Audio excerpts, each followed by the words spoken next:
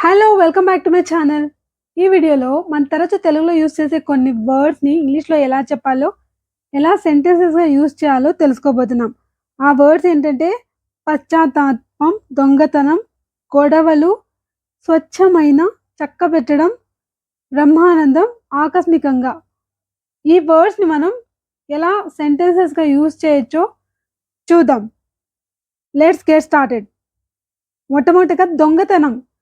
దొంగతనం అన్న వర్డ్‌కి ఇంగ్లీష్‌లో థెఫ్ట్ అన్న వర్డ్‌ని యూజ్ చేయొచ్చు. థెఫ్ట్. థీఫ్ అంటే దొంగ. థెఫ్ట్ టీహెచ్ఈఎఫ్టీ థెఫ్ట్ అంటే దొంగతనం. ఈ థెఫ్ట్‌కి బదులుగా ఇంకా మనం రాబరీ, థీవింగ్, లార్సెనీ LARCNY లార్సెనీ, స్టీలింగ్ ఈ వర్డ్స్‌ని కూడా యూజ్ చేయొచ్చనమాట. ఇక థీఫ్ అంటే సింగులర్ అంటే ఏకవచనం. థీవ్స్ అంటే బహువచనం. చాలామంది థీఫ్స్ అనుకుంటుంటారు. ఎస్ చేరిస్తే చాలు అనుకుంటుంటారు. కాదు. థీఫ్‌కి బహువచనం ఏంటి? థీవ్స్. THIEVS thieves. అలాగే నైవ్స్ అలా అన్నమాట. Singular thief, plural thieves. కొన్ని ఎగ్జాంపుల్స్ చూద్దాం. The police arrested him for theft.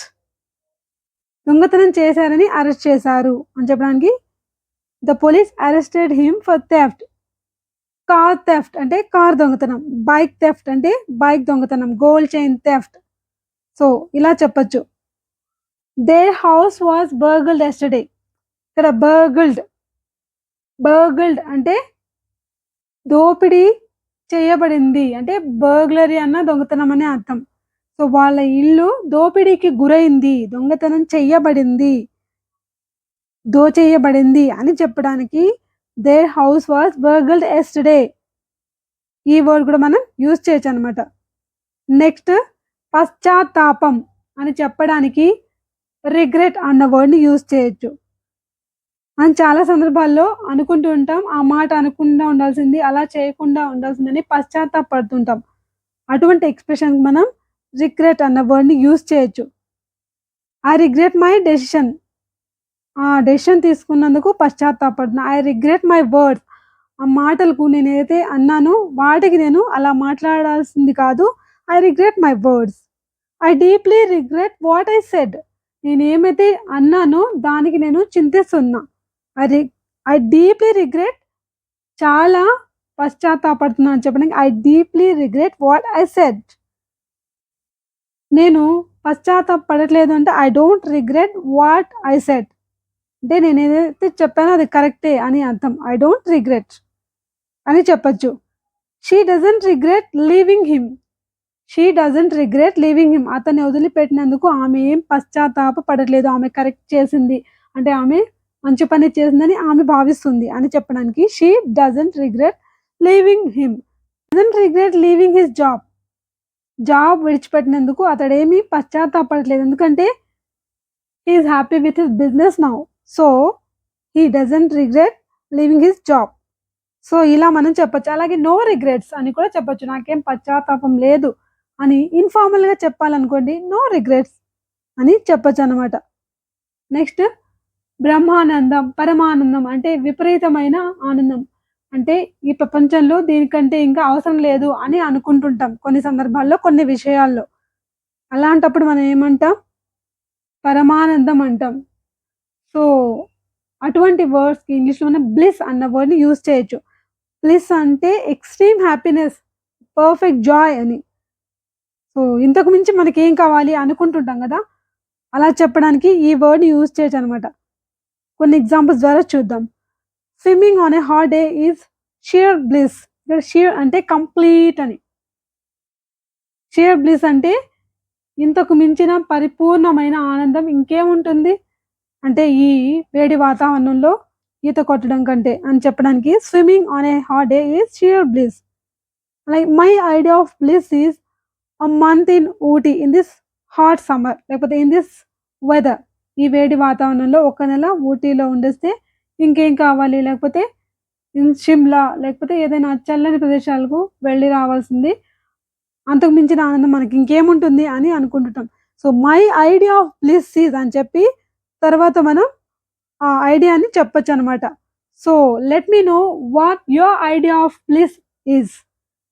So, comment బాక్స్‌లో తెలియచేయండి.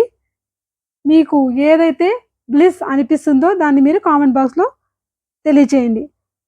So, my idea of bliss is a month in Ooty. So, అలా మీరు కూడా ఒక ఎగ్జాంపుల్‌ని తెలియచేయండి. I don't have to get up till 11 AM. What bliss! నేను 11 దాకా లేవాల్సిన అవసరం లేదు. What bliss! ఇంతకంటే ఇంకేం కావాలి? What bliss! అంటే నా ఎక్సైట్‌మెంట్‌ని ఎక్స్‌ప్రెస్ చేస్తున్నా అనమాట. What bliss! అలా చెప్పుకోవచ్చు మనం. If you like fish then this menu is bliss. నీకు ఫిష్ నచ్చితే ఈ మెన్యూ నీకు పండగే. ఈ మెన్యూ నీకు ఒక పరమానందం. ఎందుకంటే రుచికరమైన వంటలన్నీ ఈ మెన్యూలో కనబడతాయి అని చెప్పడానికి. If you like fish then this menu is bliss. ఇలా చెప్పొచ్చు.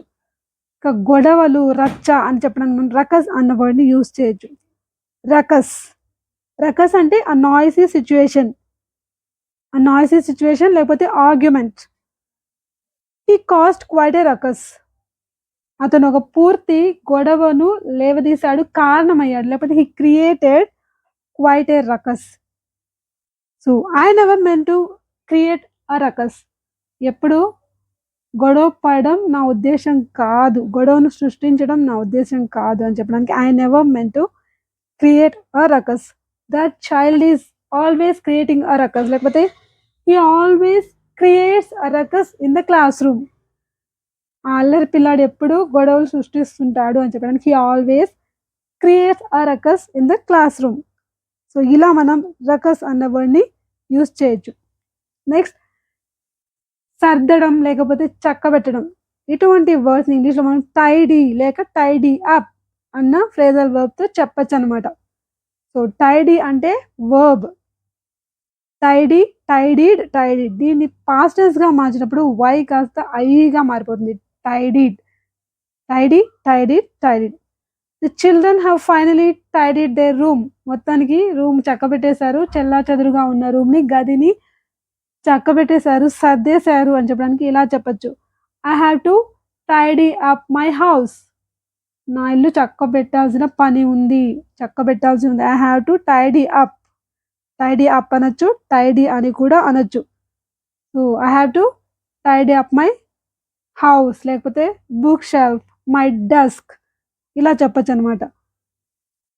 This house is clean and tidy.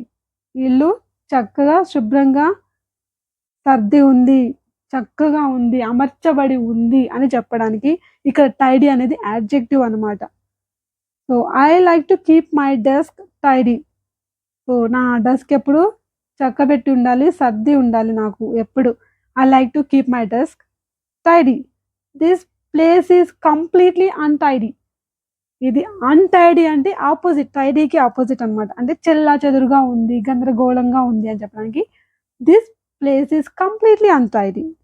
So, ఇలా చెప్పొచ్చు. ఆకస్మికంగా అని చెప్పడానికి మనం ఇంగ్లీష్‌లో అబ్రప్ట్ అన్న వర్డ్‌ని యూజ్ చేయొచ్చు. అబ్రప్ట్ అంటే సడెన్ అని. There was an abrupt change in her mood.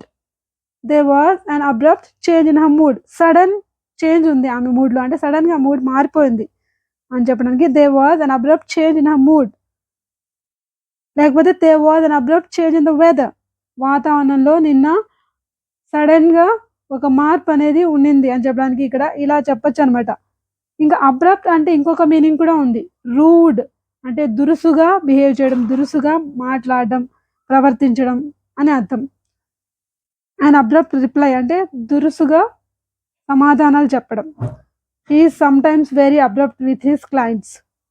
అప్పుడప్పుడు అతను క్లయింట్స్‌తో దురుసుగా ప్రవర్తిస్తుంటాడు, మాట్లాడుతుంటాడు అని చెప్పడానికి he is sometimes very abrupt with his clients అంటే అన్‌ఫ్రెండ్లీ, రూడ్ అని.